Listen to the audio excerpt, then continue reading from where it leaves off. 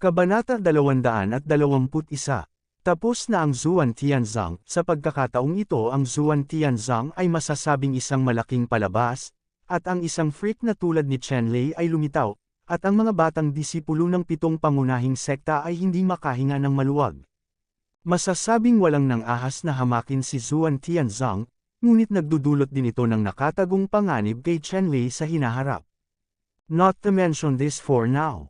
Pagkatapos ng ilang talakayan, nagpa siya ang ilang taong kinauukulan na pagkatapos ng 3 araw, ito na ang araw kung kailan bubuksan ang lihim na kaharian ng Qixin. Sa tuwing magbubukas ang Qixin Secret Realm, tatagal ito ng 1 buwan. Pagkalipas ng 1 buwan, ang Qixin Secret Realm ay automatikong magsasara, at ang mga disipulo sa loob ay kailangang umalis kaagad sa huling sandali.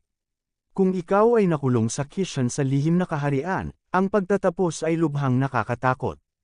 Mayroon ding mga kabataang disipulo na walang oras na lumabas sa lihim na kaharian ng Qixin pagkatapos ng panahon, at walang nakakaalam kung ano ang magiging resulta ng mga disipulong ito na nakulong sa lihim na kaharian ng Qixin. Pagkatapos ng lahat, pagkatapos na muling buksan ang lihim na kaharian ng Enlightenment, ang mga disipulong nakulong dito ay nawala ng walang bakas, walang ipinanganak, walang bangkay na makikita, at tuluyang nawala. Pagkatapos ng ilang gayong mga aralin, ang 7 pangunahing sekta ay nagpataw ng mahigpit na mga kinakailangan sa mga petsa ng pagbabalik ng kanilang mga alagad. Mas gugustuhin nilang lumabas sa Qixin Secret Realm ng ilang araw na mas maaga kaysa mag-aksaya ng oras, kung hindi, ito ay lubhang mapanganib. Ang mga alituntuning ito at pag-iingat, ang mga matatanda ng bawat sekta ay natural na nagpapalam sa mga alagad ng mga sektang ito upang malaman ng maaga. Lumipas ang 3 araw sa isang iglap. Pagkalipas ng 3 araw, nagtipon ang lahat sa Yunmian Peak at tumagos sa kalangitan sakay ng mga lumilipad na bangka. Pagkaraan ng ilang sandali ng paglipad, nakarating sila sa isang ipinagbabawal na lugar ng Great Chu Kingdom. Ang ipinagbabawal na lugar na ito ay kung saan matatagpuan ang Qixin Secret Realm.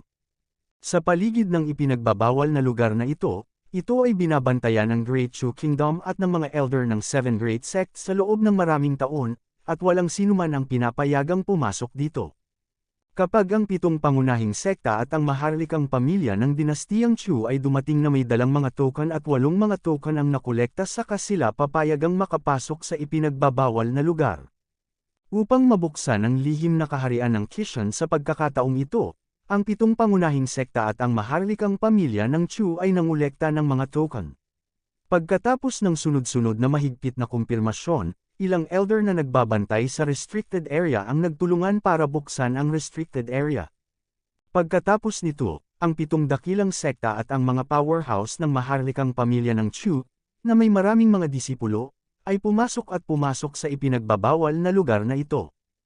Ang mga disipulo ng 7 pangunahing sekta at ang maharlikang pamilya ng Chu ay isa-isang nagmulat ng kanilang mga mata, tumingin-tingin sa paligid, at curious na tumitingin sa tanawin sa ipinagbabawal na lugar na ito.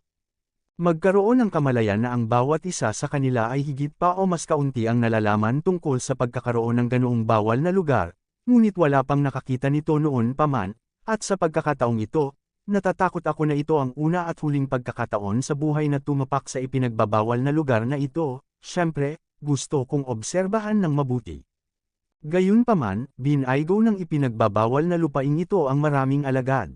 Ito ay lambak lamang. Ang lambak na ito ay puno ng berdeng damo, paikot-ikot na mga ilog, napapaligiran ng mga sinaunang puno, berde at malago, napapaligiran ng kakaibang mga bato, at ang aura ay patuloy na gumugulong. Bagaman maaari itong ituring bilang isang bihirang espiritual na lupain, ngunit hindi ito ang iyong problema sa sila kung ikukumpara sa espiritual na lupain ng anumang sekta, may malaking pagkakaiba, at hindi iyon kakaiba. Ang mga deputy masters, elders at iba pa mula sa ilang malalaking sekta ay sanay na sa lahat ng bagay dito. Nanguna sila at naglakad patungo sa kailaliman ng lambak. Halos 3 o 4 na beses na silang nakarating dito. Wala silang curiosity sa lahat ng bagay dito, isa-isa, mahinahon, steady, at unti-unting pumasok sa pinakamalalim na bahagi ng lambak. Sa pinakamalalim na bahagi ng lambak, mayroong isang malaking batong pader na makinis na parang hadlang at nakataas sa langit. Sa malaking batong pader na ito, Ang mga nagtataasang linya ng rune ay nakabalangkas, na bumubuo ng isang malaki at misteryosong pattern, madilim at mapurol. Tiningnan ni Chen Li ang pattern na ito at nalaman na ang pattern na ito ay dapat na isang special magic circle, na kailangang i-activate sa pamamagitan ng isang espesyal na paraan, at ang lokasyon ng special magic circle na ito ay dapat na isang lihim na larangan ng enlightenment. Nagkatinginan ng 7 pangunahing sekta at isang prinsipe ng Chu Royal Family, at bawat isa ay naglabas ng isang piraso ng non-gold o jade token, regular na hugis, at isang token na kasing laki ng kamao mula sa kanilang mga braso. Ang markang ito ang siyang nagbubukas sa lihim na kaharian ng Kishan Lock. Maraming tao ang hindi nagsalita, at sabay-sabay silang umangat sa hangin at bumangon, sabay-sabay na pinindot ang marka sa gitna ng 8 mahiwagang pattern sa dingding na bato, at pagkatapos ay nahulog mula sa himpapawid. Habang inilalagay ang 8 markang ito sa pattern ng batong pader, ang mahinang liwanag ng malambot na liwanag ay sunod-sunod na kumikislap kasama ang mahiwagang pattern. Sa loob ng ilang paghinga, ang buong napakalaking misteryosong pattern ay nagbago mula sa dim tungo sa maliwanag, at isang banayad na hininga ang tumaas mula sa pattern, na parang dahan-daang nagising mula sa isang mahimbing na pagtulog. Sa wakas, ang buong pattern ay kumikinang ng napakatalino, naglalabas ng nakakasilaw na puting liwanag, kaya't ang lahat ay hindi maimulat ang kanilang mga mata, at isa-isa nilang ipinikit ang kanilang mga mata, maging ang mga deputy masters at elders ng 7 sekta ay walang exception. Pagkaraan ng ilang sandali, ang puting liwanag ay nagtagpo, at lahat ay nagmulat ng kanilang mga mata. Nang imulat ng lahat ang kanilang mga mata, nakita nila na ang malaking pader na bato sa kanilang harapan ay ganap na nawala, napalitan ng isang magaan na gate na itinayo mula sa hindi mabilang na mga ron. Sa pamamagitan ng light gate, malabo mong makikita sa likod ng light gate, isang malaking mundo na puno ng kakaiba at mabangis na hininga. Sa loob, ang mga malalaking puno ay nagtataasang, ang mga sinaunang baging ay natutulog, ang apoy ay nahulog mula sa langit, ang mga ilog ay umaatungal, at may mga malalaking hayop na tumatalon at tumatakbo, at ang mga malalaking ibon ay pumailanglang sa langit, na naglalagay ng malalaking anino sa lupa. Ito ang Secret Realm of Enlightenment. Sa lihim na kaharian na ito, maraming pagkakataon. Gayun din, ito ay may kasamang mga hindi inaasahang panganib. Maghihintay ka ng 1 buwan para makapasok dito. Kapag natapos na ang buwan, kailangan mong lumabas ka agad, kung hindi, kung ikaw ay nakulong dito, mahirap iligtas ang mga Diyos. Ngayon, maaari kang magsimula at mag-login dito. Panipi. Isang prinsipe mula sa maharlikang pamilya ng Chu ang nagsabi sa 7 sekta at mga alagad ng maharlikang pamilya ng Chu.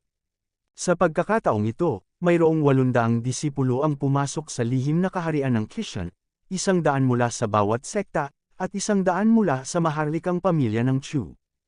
Ang 800 disipulong ito ay tila napakarami, ngunit ang mundo sa lihim na kaharian ng kaliwanagan ay napakalawak na ang 800 disipulong ito na pumapasok sa lihim na kaharian ng kaliwanagan, ay parang 800 patak ng tubig na bumabagsak sa dagat, ni kahit katiting na alon, maaaring i-turn over. Kung ano ang mga pagkakataon at benepisyo na maaari mong makuha, ang lahat ay nakasalalay sa swerte ng bawat tao. Ang mga disipulong nakilahok sa pagpasok sa lihim na kaharian ng Kishan, pagkatapos makatanggap ng utos mula sa prinsipe, isa-isang naglakad patungo sa liwanag na tarangkahan, at isa-isang lumubog sa liwanag na tarangkahan. Ngunit ang kakaiba ay ang disipulong pumasok sa pintuang daan ng liwanag ay hindi nagpakita sa likod ng pintuang daan ng liwanag, ngunit hindi niya alam kung saan siya nawala. Naiintindihan ni Chen-Li na ang light gate na ito ay isang random na teleportation space formation. Matapos dumaan sa light gate, walang nakakaalam kung saan ito lilito sa lihim na kaharian ng Kishan. Ang 800 disipulong ito, kahit na magkahawak kamay silang pumasok sa Gate of Light, pagkatapos na makapasok sa Enlightened Secret Realm, tiyak na hindi sila lilito sa parehong lugar. Hindi nagtagal, ang lahat ay pumasok sa liwanag na tarangkahan ng hakbang-hakbang at pumasok sa lihim na kaharian ng kaliwanagan. Ang liwanag na tarangkahan ng lihim na kaharian ng kaliwanagan na ito ay may restriction na maaaring makakita sa edad ng buto ng mga taong pumapasok dito. Yung wala pang 20 taong gulang, pwede kang pumasok, basta lumampas ka, haharangan ka agad ng pagbabawal, without exception. Kabanata 222. Pumasok si Chen Lei sa magaan na tarangkahan, naramdaman lamang na nasira ang kawalan, o sa loob ng mahabang panahon, o isang saglit, pagkatapos na kumislap ang liwanag at anino sa kanyang harapan, lumitaw siya sa lihim na kaharian ng Kishan. Nang imulat niya ang kanyang mga mata at humakbang sa lupa, agad niyang naramdaman ang paglaki ng mga butas ng kanyang katawan, at isang surge ng langit at lupa na espiritual na enerhiya ang direktang damaloy sa kanyang katawan, at ang kanyang buong katawan ay sobrang komportable. Itinaas ni Chen Lei ang kanyang mga mata at nakitang siya ay nasa isang berdeng damuhan kasama si Linghu sa kanyang harapan, at sa dulo ng Linghu ay isang berdeng higanteng tuktok. Ang kayamanan ng espiritual na enerhiya dito ay kamangha-mangha. Ito ay 12 ng beses na mas mataas kaysa sa Zizo Cave Mansion kung saan siya naroroon. Ang mga espiritong Qi na ito ay halos naging likidong espiritu, at sa lawa ng espiritu sa harap, ang puting espiritong ambon na nabuo ng espiritong Qi ay lumutang sa kalangitan, parang isang fairyland. Sa paanan ni Chen Lei, sa gitna ng damuhan, ang isang patch ng pulang bulaklak ay napakaganda, namumukadkad, na naglalabas ng maningning na araw, umiindayog sa hangin, na may matagal na aura. Iyon ay Chixie Grass, isang napakalaking lugar. Tumalon si Chen Lei, tumawid sa layo na libu-libong metro, at dumating sa dagat na ito ng namumulaklak na mga bulaklak. Sa pagtingin sa dagat ng mga bulaklak na ito, mayroong kasing dami ng libu-libong mga halaman. Ang bawat halaman ng turin ay may kaakit-akit na aura at mahinang liwanag. Sa katunayan, ito ay isang uri ng espiritual na damo na bihira at bihira sa labas ng mundo, na umaabot sa ika-4 na ranggo, ay lubhang mahalaga, at bawat halaman ay napakabihirang at bihira. Gayunpaman, dito, ang mahalaga at bihirang Cabernet grass, tulad ng ligaw na damo, ay kumakalat sa mga piraso, namumulaklak na may mga bulaklak at naglalabas ng masarap na halinguyak. Ito ay talagang isang magandang pagkakataon. Tuwang-tuwa si Chen Lei. Kung ang Chixie grass na ito ay ilalagay sa labas, ito ay nagkakahalaga ng daan-daang milyong yuan or. Malaki rin ang maitutulong ng Pinong Chixiadan sa mga aktibidad sa paglilinang sa hinaharap. Huwag mag-atubiling kolektahin ang mga ito. Dinurog ni Chen Lei ang tunay na diwa at naging isang dambuhalang kamay na kasing laki ng 1 ektarya. Mabilis niyang kinuha ang mahalagang Caxia grass na ito, at inilagay ang Caxia grass na ito sa isang storage ring na may mga guwang na bato sa kanyang kamay. Ngayon ang storage ring sa kanyang kamay ay may napakalaking espasyo sa loob. Ang dahilan kung bakit may ganoong kalawak na espasyo ay dahil sa butas-butas na bato na nakalagay sa singsing. Ang guwang na batong ito ay natural na may napakalaking espasyo, at may mga natural na space barrier rune dito, na bumubuo ng 12 malalaking puwang. Inilaan ni Chen Lei ang isa sa mga silid sa pag-iimbak ng mga espiritual na damo, potion at elixir.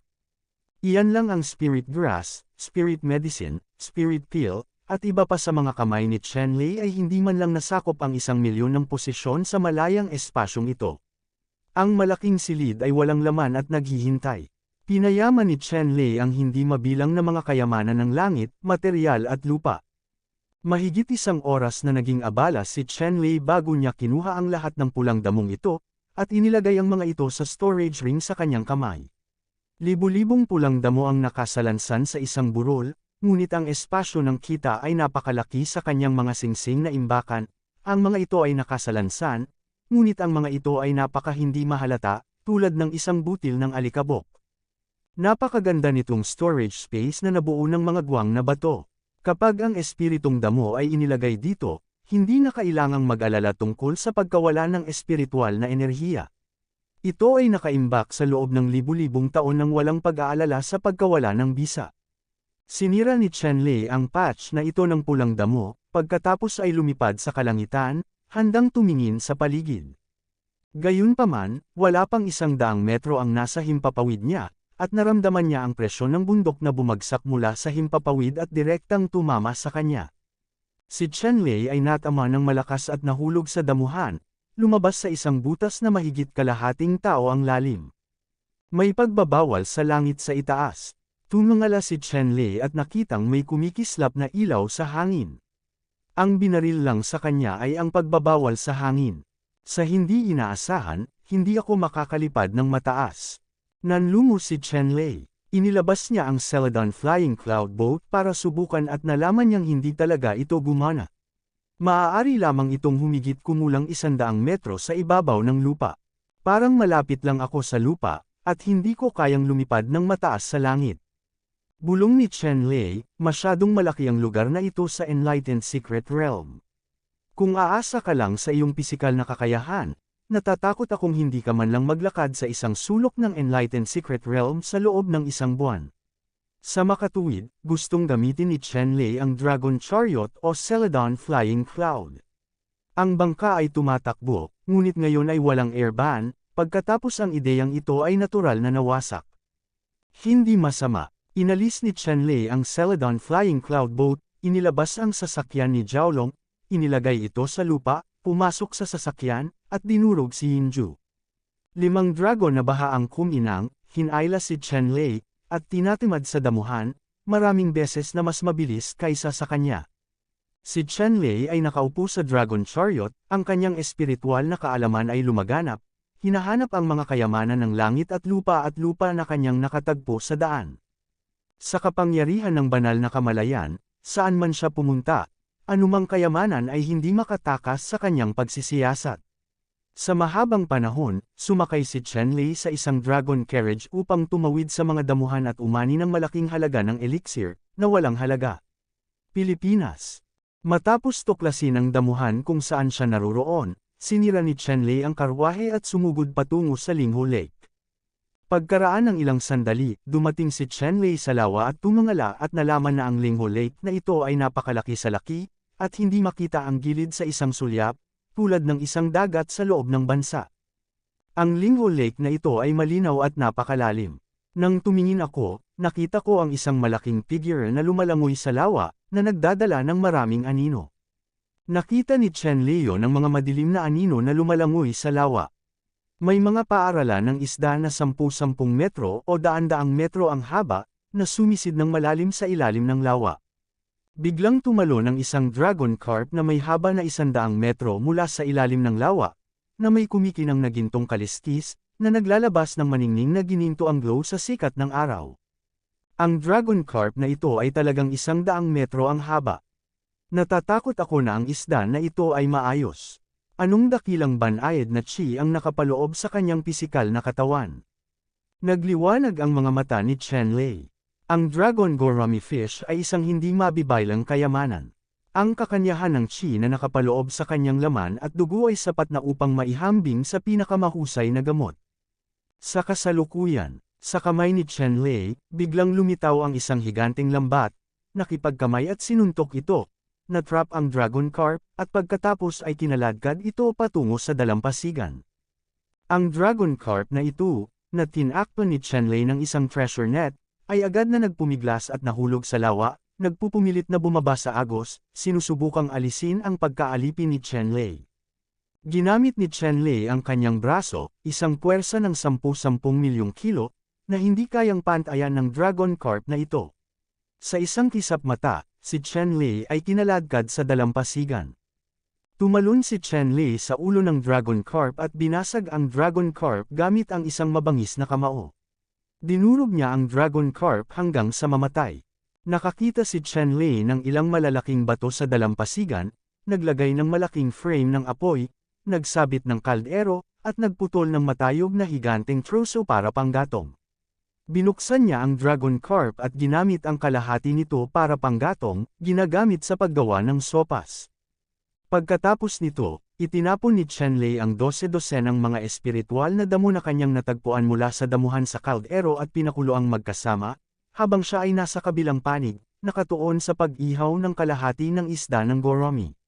Makalipas ang ilang sandali, magiging maganda ang kapaligiran dito. Tumingin si Chenlei sa inihaw na golden dragon carp, lumunok, kumuha ng magaspang na asin mula sa storage ring, at pinunasan ito. Pagkatapos, pumulot ng isang piraso at kumagat, agad na napuno ng aroma ang bibig, ang lasa ay hindi pangkaraniwang at hindi malilimutan. Kasabay nito, isang malaking hininga ang direktang pumasok sa kanyang katawan. Umiikot sa mga meridian sa buong katawan. Bigla niyang naramdaman na ang tunay na diwa sa kanyang katawan ay lumawak ng husto, at maging ang kanyang pisikal na katawan ay may bakas ng pag-unlad. Kabanata 223. Ang Dragon Carp na ito ay isang bihirang espiritong isda sa labas ng mundo. Sa Enlightened Secret Realm na ito, ang buong katawan ay puno ng rich essence, na talagang isang pambihirang gamot na tonic. Si Chenlei ay kumain ng isang malaking piraso ng pagkain habang hinahangaan ito. Daan-daang cut-ties ng isda at karne ang pumasok sa kanyang tiyan sa maikling panahon, na naging rich chi essence, na nagdaragdag sa kanyang pisikal na katawan. Bagamat ang katawan ni Chenlei ay naging congenital Thunder Spirit Eucharist, ito ay isang panimulang congenital Thunder Spirit Eucharist lamang. Sa kabila ng kanyang malupit na pisikal na katawan, malayo pa rin siya sa pagkamit ng mga dakilang tagumpay at may walang katapusang mga posibilidad para sa pagpapalakas. Kaya lang sa tuwing ito ay pinalakas, ito ay nangangailangan ng malaking halaga ng enerhiya. Ang Dragon Gorami na ito na ang laman at dugo ay halos naging isang kayamanan ay talagang isang tonic para kay Chenlei. Ramdam ni Chenlei na pagkatapos lamang kainin ng daan-daang cut-ties ng isda, ang kanyang pisikal na lakas ay tumaas ng halos 100,000 cut-ties. Ang pagtaas na ito ay lubhang nakakatakot. Handa na rin ang sopas ng isda. Matapos kainin ang isda, nakita ni Chenlei na ang sopas ng isda na pinakuluan sa malaking kaldero ay luto na rin. Ang milky white fish soup ay naglalabas ng mapang-akit na aroma, at ang dosenang lingkaw na ito nakakapili lang mula sa damuhan ay gumugulong pataas at pababa sa milky white fish soup. Sa loob ng malaki at puting nyebe na kalansay ng isda, ang lahat ng espiritual na utak na nilalaman sa loob ay isinama sa sopas ng isda, na naging isang tunay na tonic na sopas. Kinuha ni Chenlei ang kaldero at ininom ito ng diretsyo, nagniningning ang kanyang mga mata, at ang sarap ng fish soup ay gusto niyang isubo ng buo ang kanyang dila. Pagkatapos uminom ng isang palayok ng sopas ng isda, naramdaman lamang ni Chenlei ang isang nagninangas na masa sa kanyang katawan. Ang hangin ay tumataas na parang tubig, natutunaw sa kanyang katawan, mga meridian at mga buto, na gumagawa ng dumadagandong na tunog, pisikal na lakas, lakas ng buto, meridian na tigas, at iba pa, lumalaki pa itaas sa isang rolling motion, masayang tumutulo. Hindi alam ni Chenlei kung ano ang nangyari sa ibang tao, ngunit para sa kanya, ang lugar na ito ay tiyak na isang kayamanan. Sa makatuwid, halos 5 araw lang siyang nanatili dito, kung saan nabiktima niya ang isang dosenang higanteng dragon carp na mahigit 100 metro ang haba, at nakahuli pa siya ng golden scale dragon carp na halos 1 kilometro ang haba. Natatakot ako na mayroon lamang isang gorami sa lawan na ito ay malinaw na kristal tulad ng jade, tulad ng isang pike bird, at ito ay isang supreme tonic. Kinain ni Chenlei ang kalahati ng golden scale dragon carp na ito, at nakakuha ng malaking halaga ng chi essence, na idinagdag niya sa kanyang katawan, at itinulak ang kanyang pisikal na lakas sa sukdulan. Ngayon, sa mga tuntunin ng pisikal na lakas, ang kanyang lakas ay umabot lamang sa isang nakakatakot na 50 milyong cut-ties. Sa kasalukuyan, ang casual na suntok ni Chenlei po ay maaaring masira ang kawalan at gumuho ang mga bundok. Ang kapangyarihan nito ay hindi pangkaraniwan, at kapag pinagsama sa kapangyarihan ng mga kayamanan, ito ay mas kamangha-mangha. At ang cultivation ni Chenlei ay dinagdagan din ng Dragon Carp Essence Chi na ito, sunod-sunod na bumagsak, umabot sa ika-5 antas ng Ningyuan Realm. Kaya lang, sa puntong ito, ang epekto ng Dragon Carp kay Chenlei ay napakaliit, at wala itong gaanong epekto. Alam ni Chenlei na oras na para umalis dito at tuklasin ang iba pang mga lugar. Gayunpaman, bago umalis, tinangay muli ni Chenlei ang lahat ng isda ng gorami sa lawa, tinangay ang malaking dragon gorami na isda na may haba ng katawan na higit sa 100 metro, lahat ay pinatuyo ang mga isda, at inilagay ang mga ito sa kanyang sariling espasyo, singsing. Ang pinatuyong dragon carp na ito ay talagang isang bihira at bihirang gamot na pampalakas. Ibabalik sila sa sekta ng Qingyang sa hinaharap, para sa ama, ina, nakababatang kapatid na babae, o iba pang mga disipulo sa sekta. Muntik nang maalis ni Chenlei ang isang dragon carp na may haba ng katawan na higit sa 100 metro sa Linghu Lake. Sa huling araw, biglang nagkaroon ng pambihirang dagandong ng galit sa gitna ng lawa.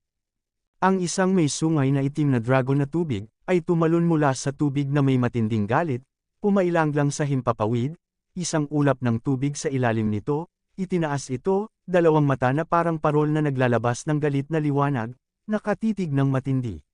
Shenlei. Ang itim na dragon na ito ang namumuno sa Spirit Lake na ito, at ang gourami fish ang pagkain nito. Kanina pa ito natutulog, ngunit ngayon ay nagising ito, gutom na ang tiyan, at gusto nitong kumain ng buo, ngunit napag-alamang wala na ang inimbak nitong pagkain, ilang maliliit na isda na lamang mga 10 o 20 metro ang taas, ito ay hindi sapat upang punan ang iyong mga ngipin. Hindi alam ng itim na dragon kung ano ang nangyari. Habang hinahanap ang dahilan, natuklasan niya na nahuli ni Shenlei ang huling dragon carp na mahigit 100 metro ang layo. Hindi ko alam kung saan ninakaw ni Shenlei ang pagkain. Agad siyang nagalit at tumakbo palabas ng tubig, nakatingin kay Shenlei. Hindi inaasahan ni Shenlei na ang napakalaking dragon na baha ay nakatago sa lawa na ito. Ang dragon na ito ay 7 o 800 metro ang haba. Kasing kapal ng hiling na plato ang katawan nito. Ang itim na kaliski sa katawan nito ay kasing laki ng bibig ng isang mangkok. Mahigpit na nakadikit sa katawan, naglalabas ito ng metal na kinang, at ang napakatalas na sanga sa itaas ng ulo ng unicorn ay higit sa 10 metro ang haba, kumikinang sa kalidad ng jade, at napakatalim. Ramdam ni Shenlei na ang itim na dragon na ito ay naglalaman ng isang malakas na parang dragon na kapangyarihan sa katawan nito. Ang kanyang makapangyarihang katawan ay nakaunat sa himpapawid, pinukawang walang laman at mga sonic boom. Ang itim na dragon ay umungal, at isang itim na anino ang lumitaw mula sa gitna ng lawa, at mabilis na sumugod kay Shenlei. Ang nag-iisang sungay na kasing matalim ng espada sa ulo ng dragon ay nagradiated ng parang espada na liwanag, na humahati sa lawa, at naglaslas kay Shenlei ng mabangis, na may walang katapusang kapangyarihan. Natakot si Shenlei, at mabilis na gumalaw ng paalang, ang ilaw ng kuryente sa ilalim ng kanyang mga paa ay nag-intertwined at nagliwanag, at direktang iniwasan niya ang malakas na suntok ng itim na dragon. Hoy! Isang malaking itim na liwanag ang pumutol sa tubig ng lawa at dumiretso sa baybayin sa dalampasigan. Biglang lumitaw sa dalampasigan ang isang malaking bitik na mahigit 10 milya ang haba at napakalalim, na umaabot sa malayo. Pagkaraan ng ilang sandali, ang lawa ay bumuhos pabalik, talagang bumubuo ng isang maliit na ilog. Gayunpaman, hindi nakuha ng itim na dragon, at ang katawan nito ay pamitik at bamulong flexible sa hangin, muling naglabas ng mga patak ng itim na anino at umatake kay Shenlei. Mukhang alam din ng Black Dragon na ito na may ipinagbabawal na airban sa langit. Kahit tumalon siya sa ere, 50 o 60 metro lang ang taas niya sa lupa. Gayunpaman, ang bilis ng kanyang pag-atake ay parang kuryente, napakabilis, at ang kanyang katawan ay naglalaman ng napakalaking lakas. Hindi nagpapakita ang mga tigre, akala mo pusa akong may sakit. Nagalit din si Shenlei nang makita niya ang itim na dragon ng tubig na lumalakas ang pagdiin, at sumugod sa itim na dragon ng tubig na lumulukso, nakakuyom ang kanyang mga kamao, at binuksan ni Dawang Fulong Fist ang kanyang poster. Dawang Fulong Boxing, ang kakaibang paraan ng boxing na ito, ang lakas ay nakasalalay sa personal na pisikal na lakas, ang pisikal na katawan ay malakas, ang lakas ng pagsuntok ay malakas, at ang pisikal na katawan ay mahina, ang lakas ng pagsuntok ay mahina. Sa orihinal, pagkatapos na si Shenlei ay naging banal na katawan ng innate Thunder Spirit, ang kanyang pisikal na lakas ay napaka-abnormal na, at ang kapangyarihan ng Great Desolate Fulong Fist ay lubhang nakakatakot. Ngayon ay kumain na siya ng karne ng Dragon Carp at Dragon Carp na sopa sa loob ng 4 o 5 araw, at ang kanyang pisikal na lakas ay halos damable, na umabot sa lakas na higit sa 50 milyong cat tiles. Ang kapangyarihan nitong Great Desolate Fulong Fist ay higit sa 10 beses kaysa sa promotion. Bilang karagdagan, dahil ito ay tinatawag na Dawang Fulong Fist, ang set ng mga kamao na ito ay may malaking damage bonus sa mga dragon, baha, ahas, sawa at iba pang nilalang. Sa oras na ito, may dahilan ang kamao ni Shenlei. Isang liwanag na binubuo ng hindi mabilang na primitive rune na natatakpan. Ang layer na ito ng primitive rune light ay ang esensya ng Dawang Fulong Fist. Hinarap ni Shenlei ang itim na baha na dragon na lumilipad, at flexibleng umiwas sa pagkakasabit ng itim na baha ng dragon sa hangin. Nilapitan niya ang itim na baha na dragon na parang kidlat, at tinamaan ng kamao ang katawan ng itim na baha ng dragon. Kabanata 224. Sa isang malakas na ingay, ang kamay na bakal ni Chenlei ay tumama sa katawan ng itim na dragon na may napakalaking puwersa na 10,000 kilo, na sumabog sa isang malaking bilog ng runelight. Ang Black Dragon Scale Armor ay napakatigas, may hahambing sa ginto at bakal, at may mga rune pa nga na natural na ginawa ng mga dragon dito. Napakalakas ng defensive power. Ang espada at ang pangkalahatang kayamanan na kawal ay naglaslas sa kaliskis ng dragon, natatakot akong magkaroon ng mga puting marka, hindi mananatili. Gayunpaman, binomba ni Chenlei ang kamaong ito, at ang mga espesyal na runelight na iyon ay ganap na hindi pinansin ang Tyran Ikaw Scale Defense ng Black Dragon. Walang silbi ang Black Scaled Armor sa harap ng Great Desolate Fulong Fist. Bumuhos ang lahat ng kapangyarihan sa katawan ng itim na baha ng dragon, na agad na sinira ang katawan nito at niyugyug ang mga laman loob nito sa putik ng dugo. Wow! Isang nakakatakot na sigaw ang tumunog, at ang katawan ng malaking itim na baha na dragon ay pumulupot, naghihirap na walang kapantay, gamulong sa hangin. Sa wakas, ang ulap ng tubig sa ilalim ng kanyang katawan ay tahimik na nawala, at ang malaking katawan ng dragon ay hindi maaaring lumutang sa kawalan, at nahulog ng husto sa gilid ng lawa, na nagwasak sa lupa sa isang malaking butas. Boom, boom, boom. Dahil sa sakit, ang buntot ng malaking dragon ay patuloy na humahampas sa lupa, dumudurog sa lupa, lumilipad na buhangin at bato, nagpapataas ng usok at alikabok sa kalangitan. Sinulyapan ni Chenlei ang itim na baha ng dragon na masakit na nahihirapan sa lupa, at hindi inaasahan na ang Great Desolate Fulong Fist ay magkakaroon ng ganoong kalaking pinsala sa Black Flood Dragon. Parang kuryente ang kanyang mga mata, nakatingin sa itim na baha na dragon na nagwawalis sa lupa. Ang itim na dragon na ito ay puno ng mga kayamanan, at ang halaga nito ay 10 beses na mas malaki kaysa sa pinakamalaking Golden Scaled Dragon Carp. Maging ito ay balat, kaliskis, buto, ugat, o dugo, lahat sila ay bihirang mga kasangkapan, alchemy espiritual na materyales. Ang itim na dragon lamang na ito ay nagkakahalaga ng daan-daang milyong mababang uri ng Metaspar, at ito ay hindi mabibili. Dapat mong malaman na sa labas ng mundo, ang mga pure-blooded black dragon ay napakabihirang. Sa malalaking mata ng mga itim na dragon na ito, ang ilan ay tumingin kay Chenlei nang may takot. Sa isip niya, hindi ko maintindihan kung bakit may napakalakas na kapangyarihan ang mga nilalang na parang bulate. Sa itim na dragon na ito, sa takbo ng kanyang buhay, hindi pa siya nakakita ng mga nilalang na tulad ng sangkatauhan. Umuungol, pinigil ng itim na dragon ang sakit, ibinuka ang bibig at inilabas ang isang matalim na sibat, na naging isang kalawakan, at sumugod patungo kay Chenlei. Ang matalim na drill na ito, na binubuo ng hindi mabilang na mga patak ng tubig, ay may napakatalim na kapangyarihan at pambihirang lakas ng pagtagos. Sa isang kisap mata, nataman niya si Chenlei. Naramdaman ni Chenlei ang pambihirang kapangyarihan na nakapaloob sa pagsasanay, hindi nang ahas na tiisin ito, at iginalaw ang kanyang katawan ng paalang upang maiwasan ang malakas na suntok na ito. Ang nyebe at maliliwanag na mga kabayo ay tumakbo at naglaslas sa tabi ng ilog. Daan-daang malalaking bato na nakatayo sa gilid ng ilog ay agad na nahati sa dalawa, at ang ibabaw na naputol ay kasing kinis ng salamin. Dapat mong malaman na ang malalaking batong ito ay napakatigas na natangay ng ulan sa loob ng milyon-milyong taon, ngunit napakadaling hatiin, na nagpapakita kung gaano kalakas ang kapangyarihan ng pagsasanay. Matapos maputol ang pagsasanay ng matingkad na kabayo sa daan-daang malalaking bato, nanatili itong hindi napigilan at inararo ang baybayin ng ilog sa isang malalim na kanal na 12-dosenang milya ang lalim bago dahan-daang naglaho sa kailaliman ng lupa. Ito ang talentadong mahiwagang kapangyarihan ng itim na dragon. Kaya niyang kontrolin ang kapangyarihan ng tubig at bumuo ng mga wave ng talim ng tubig. Napakalakas nito.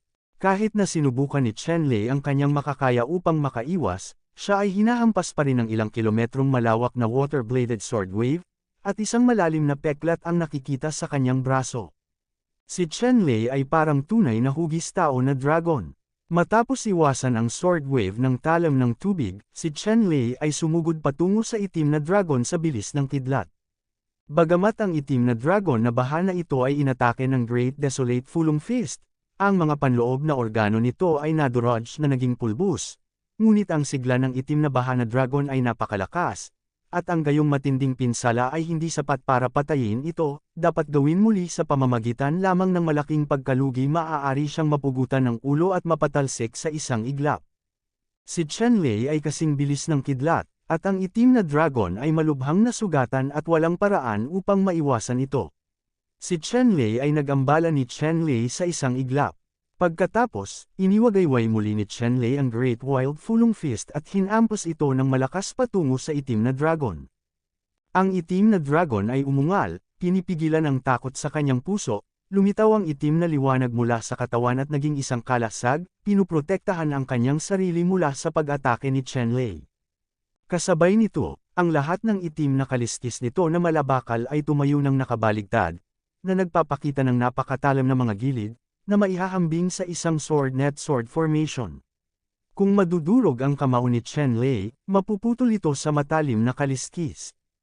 Enga, sabi niya, sa mahinang tunog, hindi mapigilan ng itim na kalasag na binago ng itim na dragon ang Great Desolate Fulong Fist.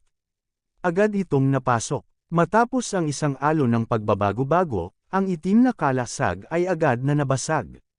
Pagkatapos, ang kamao ni Chenlei ay parang martilyo at nahulog ng husto. Ang malaking kamao ni Chenlei ay natatakpan ng isang layer ng simpleng runelight. Kung titingnan mong mabuti, makikita mo na ang lahat ng mga runelight na ito ay binubuo ng mga manipis na nymph rune. Ang ganitong uri ng Wenguangguang rune ay lubhang nakamamatay sa Jiao, mga dragon at iba pa. Ang itinayong itim na kaliskis ng dragon ng tubig, na nakaharap sa runelight na ito, ay napilipit ng runelight, at ang mga kaliskis ng water dragon, na kasing tigas at matalim ng mga kayamanan ng tier 4, ay agad na nadurog sa pulbus.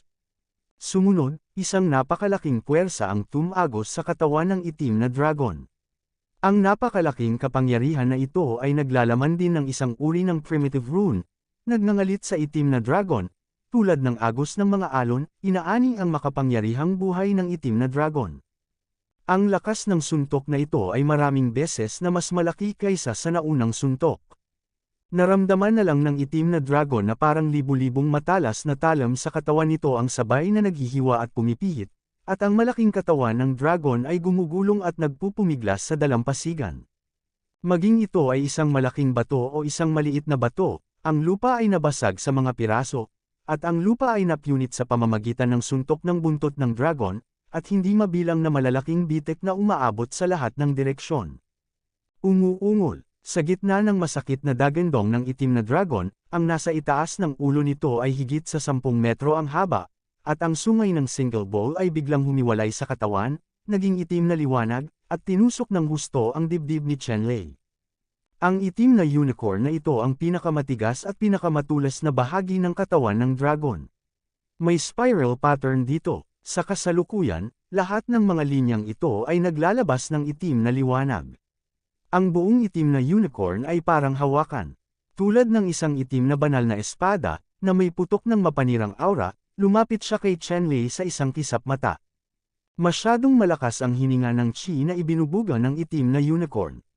Sa panahon ng paglipad, tanging ang mga labi ng chi, air ang ibinubuga na gamutay sa pampang ng ilog sa ibaba at naging isang bangin. Ang ganitong uri ng kapangyarihan ay masyadong nakakatakot, at si Chenlei ay hindi nang ahas na pilitin ito, dahil ito ay masyadong nakakatakot. Kaya lang, ang bilis ng paglipad ng unicorn na ito ay masyadong mabilis, at si Chenlei ay walang oras para umiwas. Sa sandaling ito, mayroon lamang siyang oras upang kunin ang gintong cudgel sa kanyang kamay, at ang sigla ng kanyang katawan ay baliw na iniksyon sa gintong cudgel. Ang gintong cudgel ay isang obra maestra ng ningning. 8 gininto ang anteng-anteng ang agad na lumitaw sa loob ng gintong cetro, umiikot sa gininto ang cetro, sumasabog ng gininto ang liwanag, at mabangis na Cusco sa mga itim na sungay na nagmumula sa mga spurs. Kabanata 225. Sa isang malakas na putok, naramdaman na lamang ni Chenlei ang isang walang katulad na malaking puwersa na nagmumula sa itaas ng itim na unicorn. Hindi na niya nakontrol ang kanyang mga paa at lumipad palabas. Ang nag-iisang sungay ay dinurog din ni Chenlei, pinunasan ang katawan ni Chenlei, lumilipad ng pahilig, direktang tumagos sa libu-libong katais ng bato, at lumubog ng malalim sa lupa. Ang itim na dragon ay umakyat sa langit at nagpakawala ng isang malungkot na sigaw. Nawala ang ningning ng malalaking mata, at dahan daw ang gumapang ang katawan sa gilid ng lawa, nawalan ng huling hininga ng buhay. Ang sungay na may isang sungay ay ang huling bakas ng kapangyarihan na natipon ng itim na baha ng dragon, at naghatid ng kaalaman. Hindi mahalaga kung kaya niyang patayin si Chenlei o hindi siya makakaligtas. Bumagsak si Chenlei sa lupa, nakaramdam ng kaba ang kanyang dibdib. Masyadong malakas ang kapangyarihan ng huling suntok ng itim na dragon. Kung hindi lang dumbbell ang kanyang pisikal na lakas sa nakalipas na 5 araw, natatakot ako na hindi niya malabanan ang huling kaalaman ni A, ngunit sa pagkakataong ito, siya na ang nanalo. Dumating si Chenlei sa lugar kung saan nawala ang nag-iisang sungay, ang kanyang kamalayan ay naging isang sinulid, at bumaba siya sa malalim na butas ng Blackhorn Hole, at sa wakas ay natagpuan na ito ay 1,000 metro sa ilalim ng lupa. Isang sungay lang. Ang isang sungay na ito ay masasabing ang pinakamahalagang lugar sa katawan ng itim na baha ng dragon, napakalakas kaya natural na hindi kayang mawala ni Chenlei. Direkta niyang pinagpag ang kanyang gintong patpat at dinurog iyon. Sa isang iglap, sinira niya ang isang malaking butas na ilang kilometro ang lalim at hinukay ang isa sa mga sungay nito. Ang itim na unicorn na ito ay nadurog at lumipad palayo sa isang kislap ng ginintoang liwanag, ngunit wala itong kaunting kapintasan, kahit isang bukol na kasing laki ng isang butil ng bigas, na nagpapakita kung gaano ito katigas. Ang pinakamahusay na materyal ng panghalo. Siyempre, kahit walang sakripisyong ay dadagdag, ang nag-iisang sungay na ito na mahigit 10 metro ang haba ay maaari ding gamitin bilang isang makapangyarihang sandata, ngunit kung hindi ito ay dadagdag, ito ay hindi maginhawang gamitin. Inilagay ni Chenlei ang nag-iisang sungay na ito sa storage ring, at pagkatapos ay pumunta sa baybayin, pinoproseso ang buong itim na dragon, at inayos ito sa iba't ibang kapaki-pakinabang na materyales. Tanging ang dugo ng dragon ang puno ng daan-daang mga batong jade. Ang lahat ng mga garapon ay itinago niya sa storage ring. Sa wakas, natuklasan ni Chenlei na marami pa ring dugo ang dumadaloy kung saan gumagapang at humiga ang dragon, na halos bumubuo ng isang maliit na lawa. Si Chenlei ay naghubad lang ng kanyang damit, tumalon sa natitirang dugo, ginalaw ang body tempering technique, pinalamig ang kanyang katawan ng purong dugo, at isang bakas ng dugo ang damaloy sa kanyang treasure body. Ang treasure body ay naglabas ng isang layer ng maliwanag na liwanag, at naging mas matibay ito. Nang maglaon, pinadalisay ni Chenlei ang lahat ng itim na dugo ng baha sa kanyang katawan, at halos dumbbell muli ang kanyang pisikal na lakas, na sadyang kasiya siya. Ang Blackwater Dragon na ito ay ang purest water dragon. Ang paglilinang ay ang antas ng Dzogchen sa masamang kaharian. Ayon sa balitang natanggap ni Chenlei mula sa mga elder ng Zhuan Tianzong, ang halimaw sa naliwanag ang lihim na kaharian na ito ay ang pinakamakapangyarihang maaabot lamang nito ang antas ng Great Perfection hanggang Demon Realm, at imposibleng makalusot sa wuwang level ng Transformation Realm kung bakit ganito. Walang makapagsasabi ng malinaw. Napakalakas ng mga pure-blooded Blackwater Dragon. Sa lugar na ito, mayroong ganap na pag-iral sa antas ng pinuno. Sa kasalukuyang lakas ni Chenlei, imposibleng harapin ang Blackwater Dragon ng siyanggang Great Perfection level ng Winning Demon World ng ganoon kadali. Gayunpaman, ang Great Desolate Fulong Fist na ginagawa niya ay isang likas na kaaway ng mga nilalang tulad ng mga dragon, ahas at mga sawa. Hindi nito ibinubunyag ang katotohanan.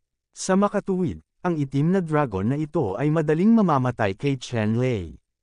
Matapos pinuhin ni Chenlei ang pagpipino sa karamihan ng itim na dugo ng baha, ang kanyang pisikal na lakas ay muling tumaas sa isang bagong antas, na umabot sa isang nakakatakot na antas na 100 milyong katkais.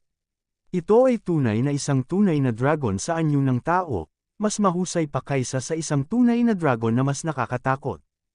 Naniniwala si Chenlei na kung makikilala niyang muli si Zi Kunling gamit ang kanyang kasalukuyang lakas, maaari niyang bawasan siya sa mincemeat gamit ang isang palad. Siyempre, ito ay tumutukoy sa sitwasyon kung saan ang lakas ni Zi Kunling ay hindi bumuti. Ngunit naniniwala si Chenlei na si Zi Kunling, bilang banal na katawan ni Ziyang, hanggat nakapasok siya sa nakakapagpapaliwanag na lihim na kaharian na ito, imposibleng walang pagkakataon, at kahit na ang pagkakataong iyon ay mas laban sa langit kaysa sa kanya. Kaya, hindi nilayon ni Chen Lei na maging kampante para makamit ang resultang ito, ngunit mas maingat. Kung makakatagpo siya ng isang pagkakataong tulad nito, lahat ay maaaring makatagpo ng kanilang sarili. Dapat wala ng nostalgia dito, pumunta at tingnan ang bundok na iyon. Itinaas ni Chen Lei ang kanyang ulo at tumingin sa espiritual na bundok sa kabilang panig ng lawa. Sa sandaling ito, nanlaki ang kanyang mga mata, at malinaw na lumitaw ang isang espiritual na bundok sa kanyang linya ng paningin. Ang napakalaking taluktok sa harap ay tumataas sa mga ulap, napapaligiran ng puting ambon, mga baging sa paligid ng mga bundok, mga talon ng engkanto, magagandang puno sa kagubatan, at napakaganda ng tanawin. Sumunod, hanggang sa mga mata ni Chen Lei, nakita niya ang isang pahiwatig ng aura na nagniningning sa araw. Sa lihim na kaharian ng kaliwanagan na ito, mayroon ding isang bilog ng nagliliyab na araw na nakasabit sa kalangitan, at sa gabi, mayroon ding isang disk ng pilak na buwan na sumisikat, at ang totoong mundo ay halos pareho. Ang ganitong mga pamamaraan ay parehong pambihira at nakakasakit ng puso. Ang nagniningning na aura na iyon, mapapatunayan ni Chen Lei sa isang sulyap, ito ay tiyak na isang kayamanan na ibinubuga ng espiritong damo. Siyempre, mayroon ding ilang bihirang espiritual na minahan na may kaugnayan din dito. Ang gayong malaking bundok ay tiyak na mailalarawan bilang Baoshan. Nagsakripisyo si Chen Lei sa Dragon Chariot, tumalon at naging electric light, patungo sa Treasure Mountain. Habang papalapit ang Treasure Mountain na ito, mas malaki ang pressure na nararamdaman ko. Ang bundok na ito ay masyadong marilag at marilag. Nang tumingin si Chen Lei sa kabilang panig ng lawa, hindi pa rin niya ito naramdaman, ngunit nang durugan niya ang Dragon Chariot at pumunta sa unahan, napagtanto niya na ang Baoshan na ito ay masyadong mataas, diretso sa mga ulap, at kaya hindi makita ang tuktok. Sa tuktok ng bundok na ito, ang GMO ay nasa lahat ng dako, ang mga hayop ay umuungal at ang mga ibon ay lumilipad, tulad ng isang fairyland. Sinira ni Chen Lei ang Dragon Carriage at nagmaneho ng mahabang panahon bago nakarating sa paanan ng bundok. Ang langit sa itaas ng Treasure Mountain na ito ay dumating din na may mga paghihigpit. Imposibleng lumipad sa tuktok ng bundok. Maaari ka lamang umakyat sa tuktok sa pamamagitan ng mga kalsada sa bundok. Tulad ng para sa mga ibon, sa ilang kadahilanan, hindi sila naapektuhan ng mga paghihigpit sa hangin. Walang oras si Chen Lei para isipin ito. Kara-rating lang niya sa paanan ng bundok at natuklasan ang isang malaking lugar ng star at moongrass sa paanan ng bundok. Ang star at moongrass na ito ay mahinang naglalabas ng kaunting liwanag ng bituin, umuuga at nagniningning. Ang star and moongrass na ito ay ang pangunahing material para sa pagpino ng Xingyudan, at ang Xingyudan ay ang pinakamahusay na oiliary pill para sa paglilinang ng ika-4 na antas ng kaharian ng masamang espiritu. Ang Pildores na ito ay nakakadalisay sa masamang espiritu at nagpapalakas sa masamang espiritu. Ang lakas ng masamang espiritu ay mahirap hanapin sa labas ng mundo. Actually narito ang isang pelikula. Hindi ito panaginip, tama ba? Tumingin si Chen Lei sa walang katapusang kalawakan ng buwan at star grass sa paanan ng bundok, at kinurot ng husto ang sarili. Pagkatapos, nagkaroon ng matinding sakit na nagpapatunay na hindi siya nananaginip. Mayroong daan-daang libong bituin at moongrass sa damong ito. Direkta silang winalis ni Chen Lei, isa-isa, at inilagay sa storage ring. Sa sandaling ito, naunawaan ni Chen Lei na hindi biro ang ginawa ng hinalinhan sa pagtuklas ng pinakamataas na antas ng spinal vein. Tanging ang mga bituin at ligaw na damong ito lamang ang maaaring punuin ng 10 pangatlong antas na mga singsing sa imbakan. Kung nawala ang material na singsing, tiyak na gusto mong umiyak ng walang luha, at mamamatay ka kung pagsisihan mo ito. Sa pagkakataong ito lamang ay hindi nakatagpo ng problemang ito si Chen Lei. Ang singsing na imbakan na nababalutan ng mga guwang na bato sa kanyang kamay, kahit na ang gayong bundok ay naka-install dito, ay walang kahit kaunting presyon. Kabanata 226. Hindi na babalik si Chen Lei sa Baoshan, at pagkatapos kunin ang lahat ng bituin at moongrass. Pagkatapos nito, sinundan ni Chen Lei ang daan sa bundok at umakyat patungo sa bundok na ito. Sa kahabaan ng paraan, masasabing mayroong lahat ng uri ng mga espiritual na damo at panlunas sa lahat. Ang bundok na ito ay inilarawan bilang isang kayamanan sa lahat ng dako, walang pagmamalabas. Naglalakad si Chenlei, namumulot ng lahat ng uri ng spirit grass na nakita niya, at kahit si Chenlei ay nag-ilusyon na baka hindi niya matatapos ang Treasure Mountain na ito sa loob ng isang buwan. Sa huli, medyo manhid si Chenlei. Napakaraming mga espiritual na damo at elixir. Kailangan niyang pumili ng pinakamahalagang makolekta, at ang iba ay kailangang sumuko. Dahil pakiramdam niya, kung talagang nakita niya na kailangang kolektahin ang espiritual na damo, hindi niya gugustuhin gumawa ng kahit ano ngayong buwan, manatili na lang sa bundok na ito ng kayamanan at maging tagakuha ng gamot. Sa katunayan, sa mga disipulong pumasok sa lihim na kaharian ng Kishan, kakaunti ang nakagawa nito. Sa sandaling pumasok sila sa lihim na kaharian ng Kishan, direkta silang lumitaw sa isang lugar ng kayamanan. Isang buwan doon ang estudyanteng ito. Sa itaas ng Land of Treasures, nakakuha siya ng maraming kayamanan ng langit, materyal at lupa, at ang kanyang ani ay lubhang mataba. Sa totoo lang, ito rin ay isang mas mahusay na pagpipilian. Bagamat ang mga kayamanan ay nasa lahat ng dako sa Enlightened Secret Realm na ito, ang mga krisis ay mayroon ding hakbang-hakbang. Huwag ka nang magsalita ng iba, sabihin mo lang na ang itim na dragon na nakatagpo ni Chenlei ay isang pagkakamali na nakatagpo ni Chenlei. Kung ibang tao ang nakatagpo nito, ito ay tiyak na magiging lubhang mapanganib, hindi banggitin ang mga benepisyo at mga pagkakataon, at ito ay maaaring isave ang kanyang buhay. That's pretty good. Alam din ni Chenlei na kahit na ang mga kayamanan ay nasa lahat ng dako sa Treasure Mountain na ito, hinding-hindi ito magiging ganito kapayapa, at tiyak na mayroong malaking krisis na nakatago. Sa makatuwid, habang pumipili ng mga pambihirang halamang gamot at elixir na kanyang nadatnan, ipinalaganap niya ang kanyang espiritual na kamalayan, maingat na obserbahan ang mga paggalaw sa paligid, mag-ingat sa posibleng panganib. Wow! Sa itaas ng berdeng puno ng espiritu, biglang nagbuga ng asul na liwanag ang puno ng espiritu at tumama patungo kay Chenlei. Nasaan ang espiritong baging? Malinaw na ito ay isang berdeng makamandag na ahas. Ang katawan ng makapal na bibig na ahas ay natatakpan ng mga kaliskis na kapareho ng kulay at hugis ng puno ng espiritu, at halos matuno sa espiritu ng puno. Dahil isa, napagkamalan ng mga tao na ito ay isang berdeng baging na nakasabit sa puno ng espiritu. Ang pagbabalat kayo ng makamandag na ahas na ito ay masasabing walang tahi. Kahit na ang Divine Consciousness probe ni Chenlei ay hindi nakadiscover ng camouflage ng makamandag na ahas na ito. Nang maglunsad lamang ng pag-atake ang makamandag na ahas ay nahayag ang kapintasan at napagtanto ito ni Chenlei. Hinarap ni Chenlei ang lumilipad na makamandag na ahas, at ang dawang fulong fist ay direktang dumurog dito, direktang dumurog sa ulo ng makamandag na ahas, at ang malaking katawan ng ahas ay bumagsak ng husto sa lupa.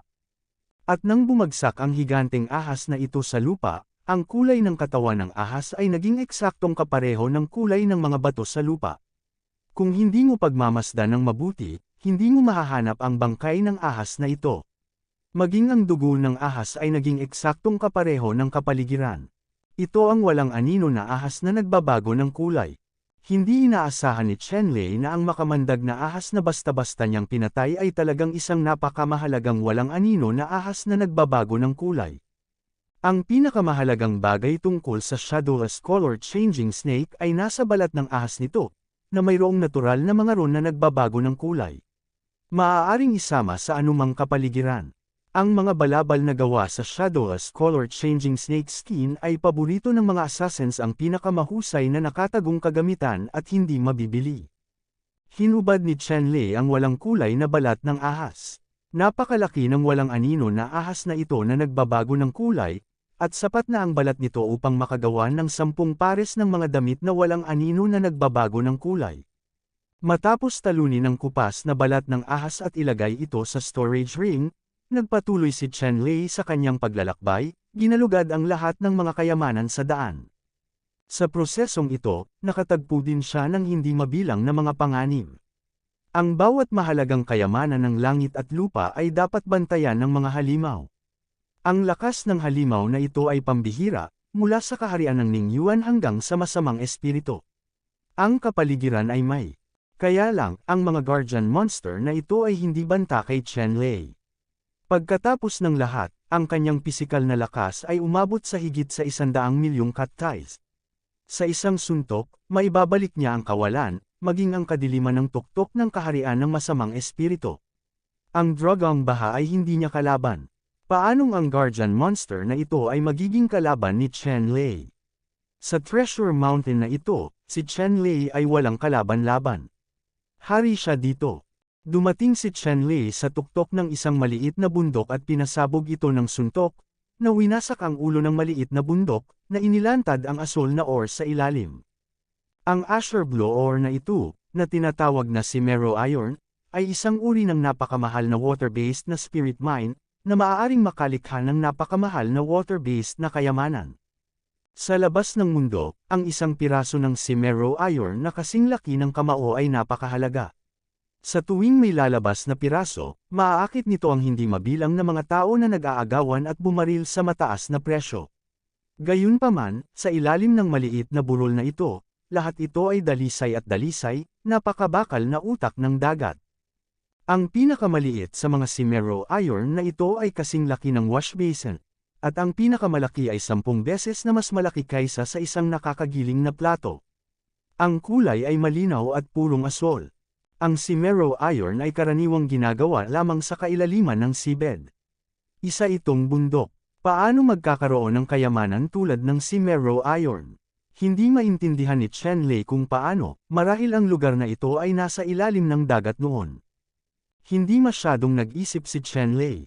Sa pamamagitan ng isang kaway ng kanyang kamay, hindi mabilang na Cimero Iron ore ang direktang inilagay niya sa space ring.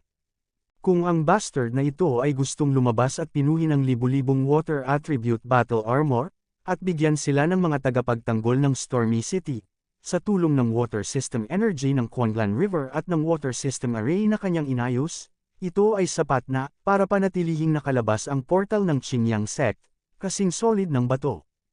Ang buong ugat ay 10-10 milya ang haba at hinukay ni Chen Lei. Sa huli, 10-10 Cimero crystal nuclei ang aktwal na nakuha. Ito ang pinakamahalagang bahagi ng Cimero Iron, at nagsisimula ang purong iron ore. Ang pagkikrystal ay naglalaman ng panghuling enerhiya ng katangian ng tubig.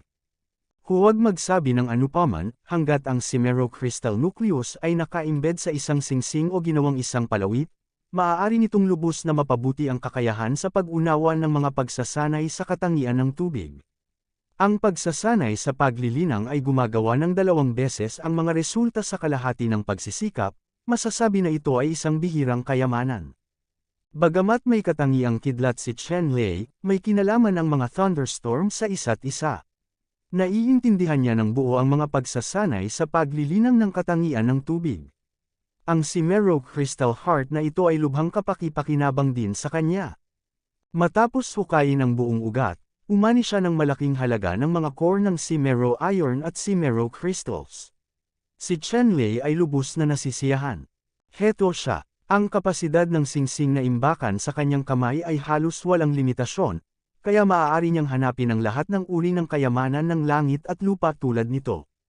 Walang paraan na maaaring mangolekta ng napakaraming tao nang walang anumang pag-aatubili.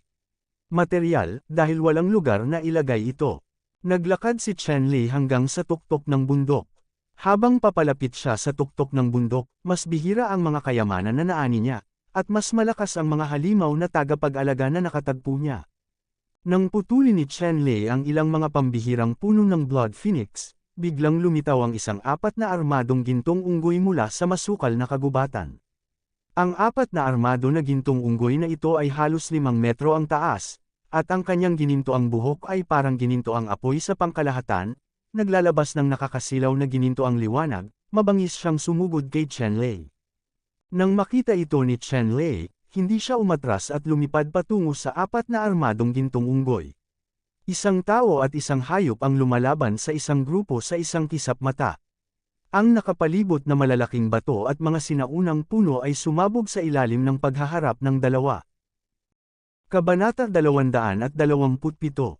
Noong si Chen Lei ay nakikipaglaban sa 4 na armadong ginintoang unggoy, sa kabilang panig ng bawsya na ito, isang figure na may matangkad na figure at isang dominanteng mukha ang nakaupo na nakakrus ang paa sa isang sinaunang lawa. Sa sinaunang pole na ito, ang dugo sa loob nito ay kumulo, ang aura ay nagniningning, at ang espiritual na chi, air ay napakayaman na ito ay naging espiritual na dugo. Kung tungkol sa figure na nakaupo sa pool na ito ng dugo, mayroong hindi mabilang na mga whirlpool sa balat ng katawan, na patuloy na sinisipsip ang espiritual na dugo sa sinaunang pool na ito sa katawan, na ginagawa itong malakas na kapangyarihan. Ang kanyang utak ng buto, mga kalamnan at kalamnan ay masayang sumipol, tulad ng tuyong lupa na tinatanggap ang nectar, patuloy na nagpapayaman at lumalawak, ang kanyang malupit na aura ay patuloy na umakyat, at sa loob ng isang radius ng ilang ektarya, siya ay natatakpan ng kanyang dugo at aura. Ang binatang ito ay hindi ibang tao, kundi anino ng Blood Cloud Tower. Sa sandaling makapasok siya sa lihim na kaharian ng Kishan, agad siyang nahulog sa pool na ito ng dugo at nakakuha ng isang uri ng magandang kapalaran laban sa langit. Ang mahalagang dugo sa sinaunang blood pool na ito ay iniwan ng kakaibang hayop. Naglalaman ito ng napakalakas na kapangyarihan. Matapos ang hindi mabilang na mga taon ng pagtitiwalag, ang mahalagang dugo sa pool ng dugo na ito, ang lahat ng mga nakakapinsalang sangkap ay sumangga. Iniwan ang pinakadalisay na asensya ng kapangyarihan, sa sandaling nahulog siya sa pool ng dugo, agad siyang pumasok sa masamang kaharian ng may paglilinang. Sa ngayon, tatanggalin na ni Yin Wuying ang mahalagang dugo sa pool na ito ng dugo. Ang ikinagulat niya ay sa pool na ito ng dugo, mayroong isang dakila at dalisay na Gangsha Blood God.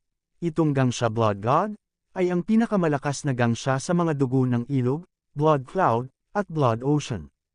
Ang paglilinang ni Yin Wuying ay, sa katunayan, maaari siyang laging makalusot sa kaharian ng masamang espiritu, ngunit pinipigilan ng buhay at buhay. Ito ay upang mahanap ang pinakamahusay na masamang espiritu sa lihim na kaharian ng Kishan para sa kanyang sarili na pagsamahin, ang dugong ito ng masamang espiritu, ay masasabing ang nangungunang gangsha. Unexpectedly, there would be such an opportunity, I really have deep blessings. Tumingin si Yin Wuying sa Diyos ng dugo ng gangsha na mabigat at mabagal na umaagos na parang mercury. Hindi niya mapigilan ang saya sa kanyang puso. Dapat mong malaman na siya ay palaging kalmado at may estado ng pag-iisip na nagpabagsak kay Taishan, sa kanyang harapan nang hindi nagbabago ang kanyang mukha. Ngunit pagharap sa dugong ito na si Gangsha, hindi na niya mapanatili ang kalmado at malamig na estado ng pag-iisip na nasa kanyang dugo. Ang Diyos ng dugo ng Gangsha ay dahan-daw ang dumadaloy sa ibaba, napakalinaw, tulad ng isang grupo ng mga diamante ng dugo na nagtipon, nagniningning, hindi lamang walang mapanglo at nahininga ng ordinaryong mga Diyos ng dugo, ngunit mukhang banal at solemn na, mayroong isang purong hininga ng Grand Dao Chi sa loob nito. Ang ganitong uri ng swerte ay sapat na upang ilagay ang aking pundasyon ng napakalalim at hayaan akong pumailanglang sa langit mula noon. Nanginginig ang mga palad ni Yin Wuying, at hindi niya inaasahan ang napakalaking swerte. Hanggat ang mga masasamang espiritong ito ay nakadikit at napino sa kanyang katawan, makatitiyak siyang magkakaroon siya ng walang kap-oras na lakas. Shen Lei, Zi Kunling, at Golden Wolf, kasama itong Gangsha Blood God, nakikita ko kung paano mo ako labanan, ako ang magiging pinakamalakas sa hinaharap. Tumalon si Yin Wuying sa dugong Gangsha sa ilalim ng pool. Ang Diyos ng dugo na si Gangsha, malinaw na parang brilyante at kasing bigat ng mercury, ay sinipsip ni Yin Wuying sa katawan na parang balyena na sumisipsip ng tubig. Natunaw sa kanyang dantian, isang napakalakas na hininga ang muling kumalat mula sa kanyang katawan. Isang higanting lobo, na parang may nararamdaman, ang lumabas sa masukal na kagubatan. Ang buhok ng higanting lobo na ito ay purong pilak, ang katawan nito ay napakataas, ang mga mata nito ay mabangis, at mabangis itong nakatitig kay Yin sa pool ng dugo. Wuying katawan. Maya-maya, umungal ang higanting lobo at tinamaan ang malaking bato sa ilalim ng mga paa nito. Ang napakatigas na bato sa ilalim ng kanyang mga paa ay agad na naging hindi mabilang na mga durog na bato at tumalsik sa paligid, at ang higanting lobo ay naging isang pilak na ulap sa tulong ng napakalaking rebound force na ito, si Guam ay sumugod patungo kay Yin Wuying. Nang sumugod ang higanting lobo patungo kay Yin Wuying, agad na binuksan ni Yin Wuying ang kanyang mga mata. Ang dugong Diyos na si Gangsha ay hinigop at pino sa kanyang katawan. Ang higanting lobo na ito ay nasa tamang oras upang subukan, dugong Diyos Gangsha. Itinaas ni Yin Wuying ang kanyang kamay at iwinagayway ang **** horse practice, direktang ginulo ang Silver Giant Wolf na tumalon sa hangin, at pagkatapos ay tinamaan ang katawan ng Silver Giant Wolf. Ang pilak na higanteng lobo sa himpapawid ay hindi man lang nagpumiglas ng kalahating minuto. Para itong bato, at bumagsak ng husto sa lupa. Lumipad ang mga kristal ng dugo mula sa higanteng lobo at bumalik sa palad ni Shadowless. Natutunaw sa katawan. Ang pilak na higanteng lobo ay agad na natuyo, ang kanyang laman at dugo ay lumiit. Ang kanyang balahibo ay nawalan ng kinang. Ang isang bug zone ng hangin ay umihip, naging mga piraso ng fly ash, at nawala sa pagitan ng langit at lupa, na parang lumipas na ang libu-libong taon. Bulok sa pangkalahatan. Sa kabilang direksyon ng Kishan Secret Realm, dumating si Zi Kunling sa isang lilang mundo, kung saan ang mga bundok ay kulay ube, ang mga puno ay kulay ube, at maging ang mga ilog ay kulay ube, lahat ay nagpapakita ng kayamanan at kadalisayan. Sobrang moral. Sa gitna ng lugar na ito, nakakita si Zi Kunling ng bukal. Ang tagsibol na ito ay kasing laki lamang ng isang hinlalaki. Ngunit ang lumabas dito ay hindi tubig ng bukal, ngunit mga butil ng lilang hangin na kasing nipas ng usok ang lumabas mula sa lupa, gamulong at naglaho sa hangin, na nagtitina ng lahat ng kulay ube. Ito ang unang Purple Breath. Si Zi Kunling ay mukhang natigilan habang nakatingin sa mga hibla ng Purple Aura. Siya ay isang walang katulad na henyo na personal na sinanay ng 10 Supreme Elders ng Xiang Palace, at taglay niya ang pangangatawan ng Xiang Saint Physique, at ang kanyang kaalaman ay natural na lubhang pambihira. Ang panimulang purple na hininga na ito ay maaaring palakasin ang Xiang Saint Physique at mabilis na hayaan itong ang pinakamataas na kayamanan na pinalaki ng Xiang Eucharist. Kaya lang, ayon sa 10 Supreme Elders, walang tunay na Purple Breath sa mundong ito. Gayunpaman, ipinaliwanag ng 10 Elder ang mga katangian ng unang Purple Breath na ito kasama si Zi Kunling ng detalyado, at ang purple energy na lumalabas mula sa spring eye na ito na kasing laki ng thumb ay ganap na naaayon sa orihinal na Purple Breath. Walang problema, kailangan mong makuha ito. Tiningnan ni Zi Kunling ang lugar na ito ng 10-10 milya sa radius, at medyo nahihilo. Ang mga sangkap sa lugar na ito ay kontaminado lahat ng hininga ng orihinal na Purple Breath. Para sa kanya, ito ay ganap na wala, supreme treasure, at ang paunang purple na aura na ito ay mas mahirap para sa kanya na mahanap sa mundo. Si Zi Kunling ay may bote ng jade na may hindi mabilang na rune sa kanyang kamay. Ikinabot niya ang bote ng jade na nakabaligtad sa kanyang spring eye sa kapal ng kanyang hinlalaki, at maingat na tinipon ang paunang Purple Breath. Pagkatapos, nabaliw siya at nagsimulang kolektahin ang lahat ng mga bagay na kontaminado ng paunang hininga ng lila, mga puno, espiritual na damo, at maging ang lupa at mga bato, at naghukay lang siya ng 3 talampakan. Sa ilang iba pang direksyon, si Emperor Jiuyang, Lu Chenghong, Fang Kangyu, Nia Chenran at iba pa ay nagkaroon din ng kanilang sariling mga pagkakataon at nakatagpo ng malaking kapalaran. Si Fang Kangyu ay lumitaw sa lugar na iyon, at mayroong isang tunay na buto ng dragon, tulad ng isang bundok, na nakahiga sa kanyang harapan, na naglalabas ng kristal na liwanag. Totoong dragon ba ito? Sumasakit ang ulo ni Fang Kangyu habang tinitingnan ang tunay na mga buto ng dragon na parang mga bundok, pagkatapos ay hindi niya maiwasang magsisi. Dahil, ang totoong dragon bone na ito ay masyadong malaki. Bagamat nagdala siya ng 50 tier 4 na singsing nang dumating siya sa pagkakataong ito, kahit na kinuha niya ang lahat ng 50 singsing na imbakan. Masyado itong puno, imposibleng kunin ang lahat ng totoong dragon bones na ito. Kabanata 228. Tinapik ni Fang Kangyu ang napakalaking tunay na buto ng dragon gamit ang kanyang mga daliri, na gumawa ng metal na tunog. Ang totoong dragon bone na ito ay nakakagulat na matigas. Tumalon si Fang Kangyu sa likod ng primordial bone ng totoong dragon, tumalon mula sa isa sa mga puwang, at pumasok sa cavity ng primordial bone ng totoong dragon. Natagpuan ni Fang Kangyu ang maraming kumikinang na totoong dragon marrow crystals sa inner bone cavity ng totoong dragon na nagsisimula. Ang bone marrow sa mga tunay na dragon primordial bone na ito ay naging tunay na dragon marrow crystal pagkatapos ng daan-daang milyong taon ng ebolusyon, at ang tunay na dragon marrow crystal na ito ang tunay na pagpipino ng mga tunay na dragon primordial bone na ito. Siyempre, ang tunay na mga buto ng primordial na dragon ay hindi walang halaga, ngunit si Fang Kangyu ay walang paraan upang magtipon ng tunay na mga buto ng primordial na dragon. Ang primordial bones ng totoong dragon na ito ay kasing tigas ng mga gintong Diyos. Kumuha ng isang maliit na piraso ng buto, ngunit ang mga tunay na dragon marrow crystal na ito ay iba, at maaari silang hukayin at kolektahin. Si Fang Kangyu ay naging isang masipag na manero, nangongolekta ng mga tunay na kristal ng utak ng dragon na ito ng galit na galit, kahit na siya ay pagod na pagod.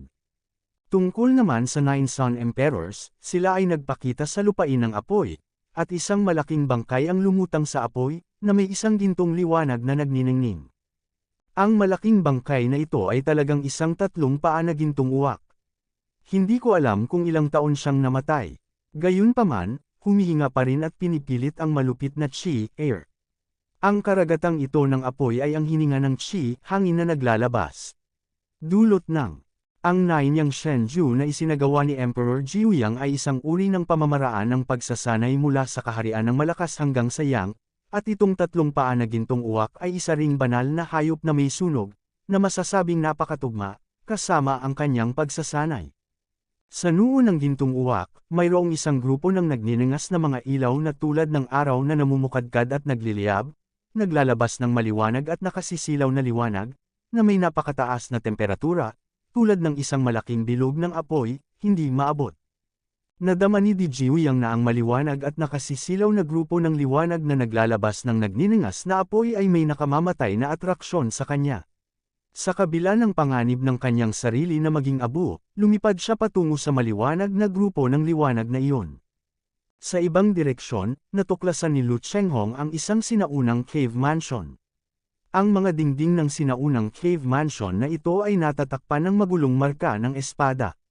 Nang makita ni Lu Chenghong ang marka ng espada na ito, agad siyang nahulog sa isang estado ng kaliwanagan. Si Nie Chenran ay lumitaw sa isang lugar ng natural na magandang kapalaran, ang lugar na ito ng magandang kapalaran, yin at yang, niyakap ang yin at yang, itim at puti ang 2 uri ng masamang espiritu na napapaligiran, naging isang higanteng larawan ng Tai Chi. Ito talaga ang pambihirang aura ng masamang espiritu ni Yin Yang.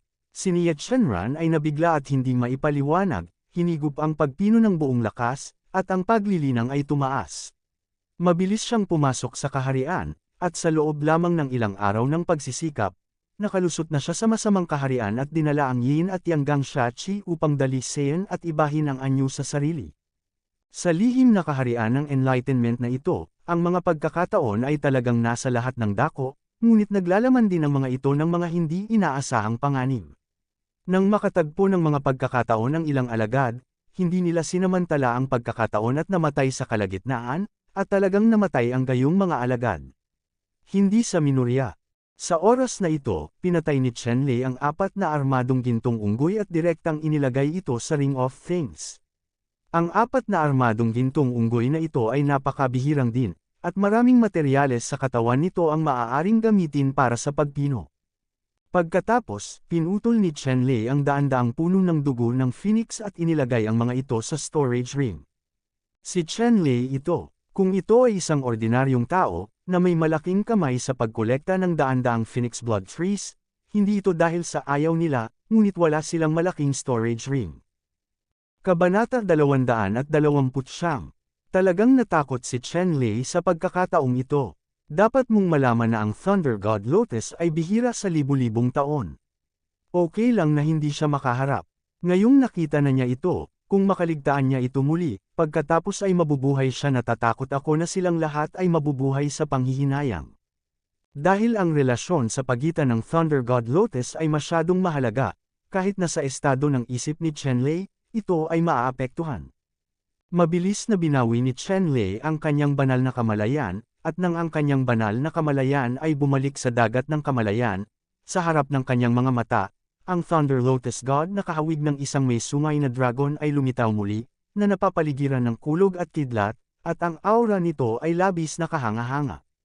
Anong nangyari? Nagtataka si Chen Lei kung bakit hindi niya makita ang anino ng GLA Shen Lian nang pagmasdan niya ito ng kanyang banal na kamalayan, ngunit kitang-kita niya ang anino ng GLA Shen Lian kapag pinagmamasdan niya ito sa mata. Lumakad si Chen Lei, lumapit sa pool, iniunat ang kanyang kamay, at hinawakan ang Thunder God Lotus. Kitang-kita ng kanyang mga mata ang Lightning God Lotus, ngunit nang abutin niya ito para hawakan, wala siyang naramdaman.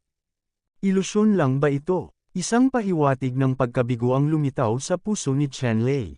Ilang beses niyang sinubukan, at walang Thunder God Lotus sa itaas ng stone pole, bakas lang ito ng imaheng iniwan ng dating Thunder God Lotus.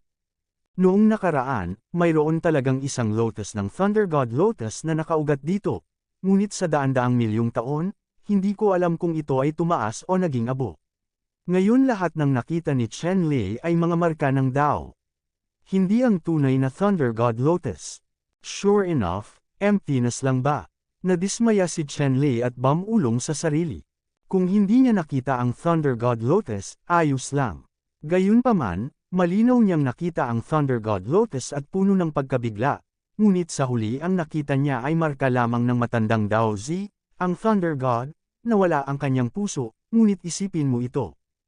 Ito lang ba ang pool ng Spirit Liquid? Tiningnan ni Chen Lei ang Spirit Liquid sa stone pool at nakaramdam ng labis na pagkabigo. Masyadong mahirap hanapin ang Spirit Liquid sa pond kung ito ay inilagay sa labas, ngunit kumpara sa Thunder God Lotus, ito ay kahit isang damo. Hindi naman.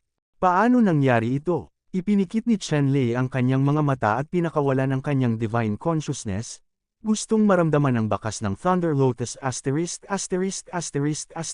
na iniwan ng pagnanakaw sa kawalan. Napakahalaga din ng Dao imagery na ito. Kahit na hindi mo makuha ang God of Thunder Lotus, mainam na maunawaan ang ilang mahiwagang aspeto ng God of Thunder Lotus mula sa imaheng ito ng Dao. At nang ilabas ni Chen Lei ang kanyang divine sense, ang Thunder God na Lotus na dulot ng kanyang divine sense ay agad na naglaho, nag-iwan ng serye ng mga misteryosong rune sa kawalan. Ang markang ito ay ang daan ng Thunder Lotus God na nakatatak sa walang laman. Pagbabrand.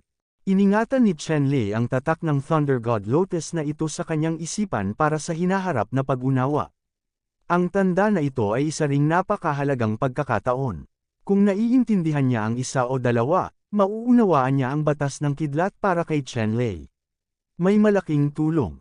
Ano yun? Bigla, sa espiritual na kamalayan ni Chen Lei, natuklasan niya ang isang grupo ng liwanag na naglalabas ng lilang liwanag.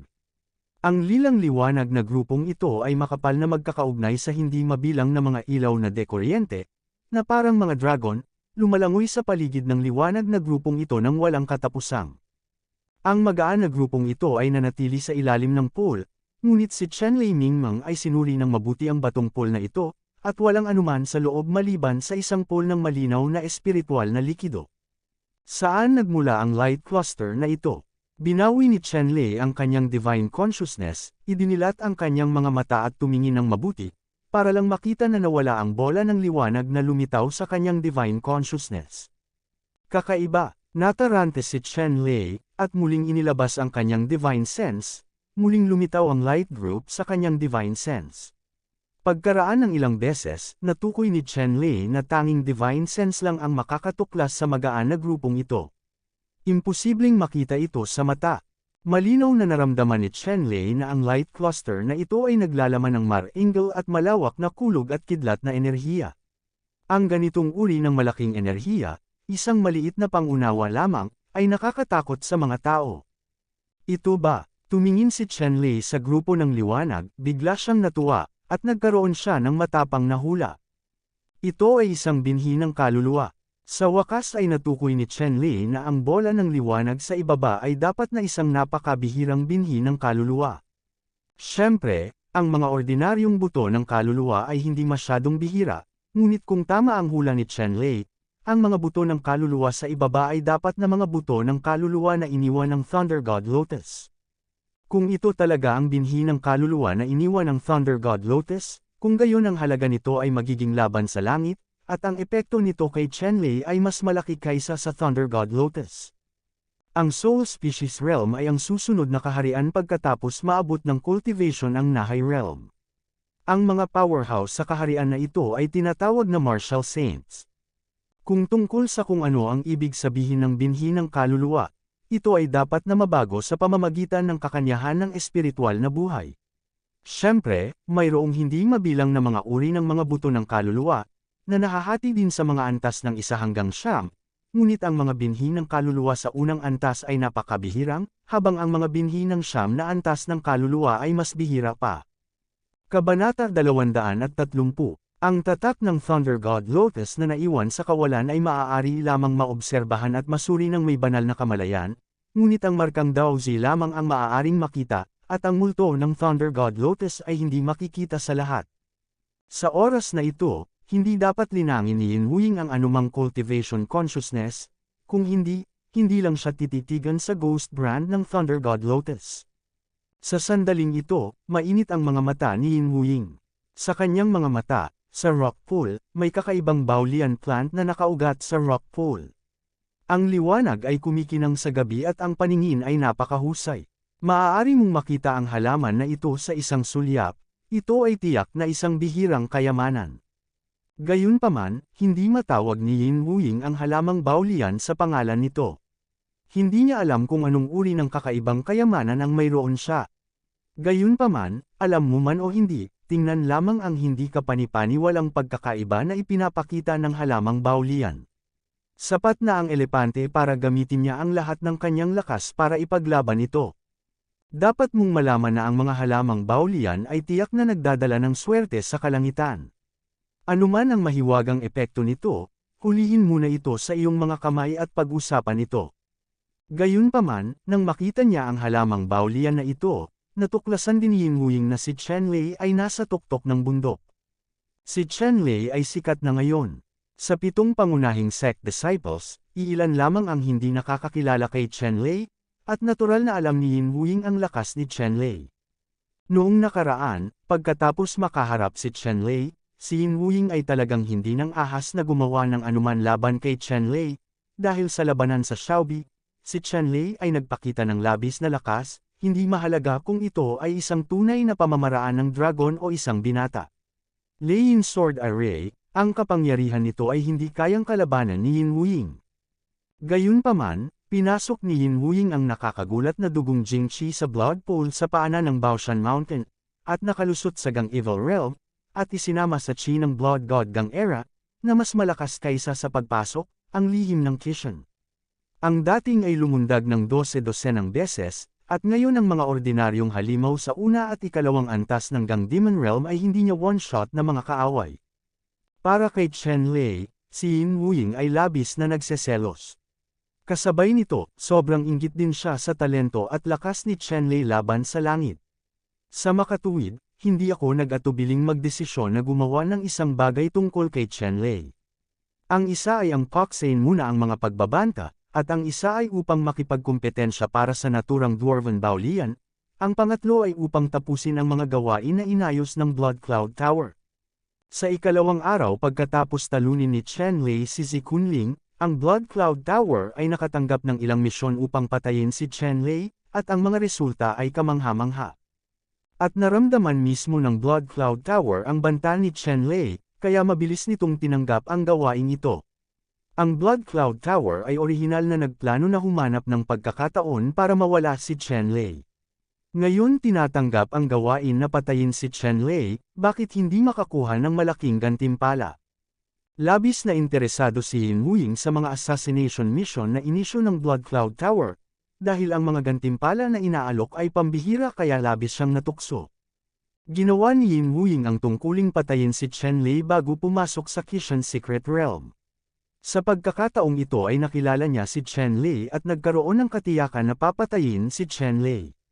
Natural, pinili niyang atakihin si Chen Lei sa unang pagkakataon. Gayunpaman, si Yin Wuying ay maaaring ituring na pinakamahusay na assassin sa mga nakababatang henerasyon ng Blood Cloud Tower.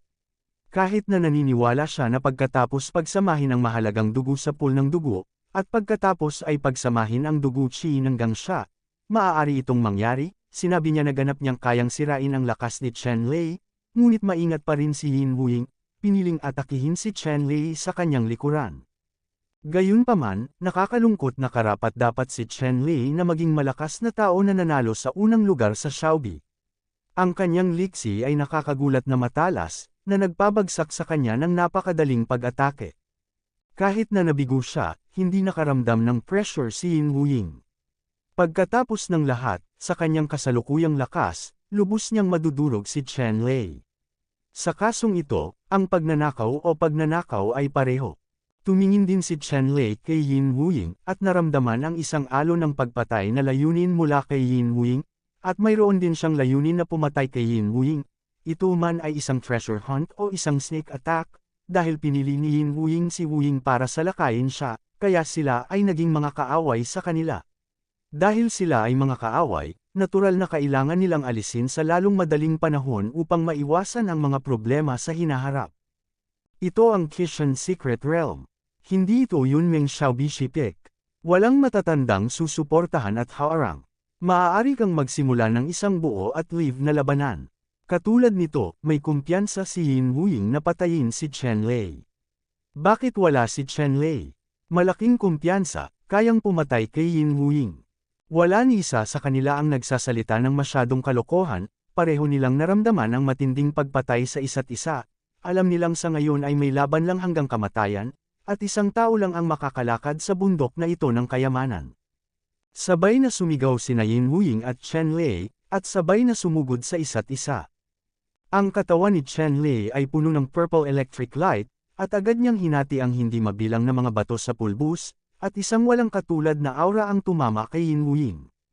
Yin Wuying, ang katawan ay nagpapalabas din ng isang asterisk na liwanag, ang asterisk na liwanag na ito, na walang kaunting masamang aura, ngunit nagpapalabas ng isang sagradong kinang, na nagpaparamdam sa mga tao ng kakaiba, ngunit sa parehong oras, ito ay napakalakas.